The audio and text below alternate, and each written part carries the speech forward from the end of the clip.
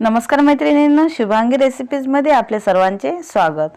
आज आपण बनवणार आहे अगदी साध्या सोप्या पद्धतीने तिळगुळाचे लाडू, ते सुद्धा बिना पाकाचे।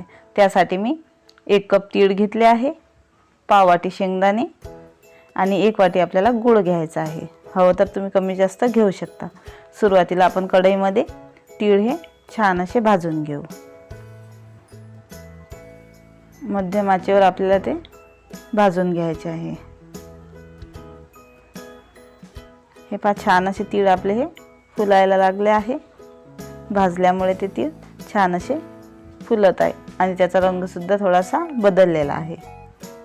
आपले तीळ हे भाजून तयार झाले आहे। एका आपण ते ताटामध्ये काढून घेऊ। आता शेंगदाणे सुद्धा आपल्याला भाजून घ्यायचे आहे। छान असे लालसर आपल्याला ते भाजून घ्यायचे आहे।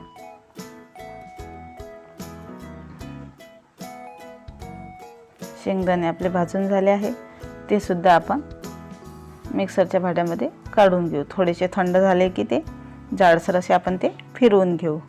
शेंगदाणे हे सालासकटच आपल्याला फिरवायचे आहे। जाडसर असे शेंगदाणे आपण काढून घेतले आहे। आता यामध्येच आपल्याला तीळ घालायचे आहे। तीळ सुद्धा आपण मिक्सरच्या भांड्यामधून जाडसर असे काढून घेऊ।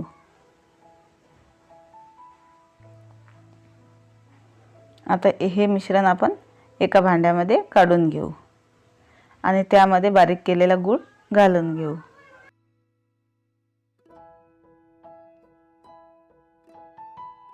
छान असं आपण हे मिक्स करून घेऊ।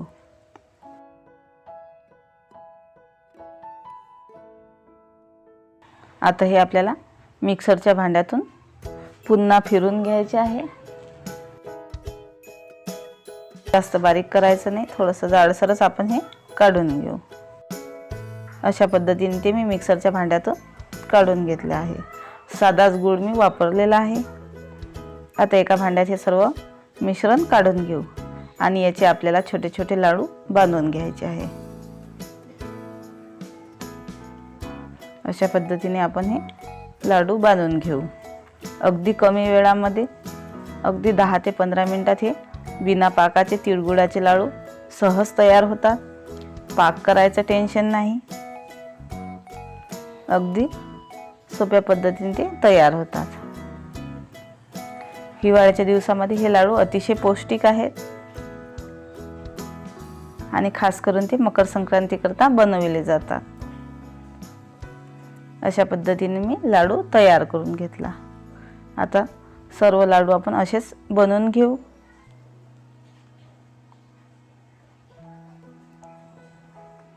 हे पहा, छान असे हे आपले लाडू तयार झाले आहे। लहानांपासून तर मोठ्यांपर्यंत सर्वांनाच हे लाडू नक्कीच आवडतील।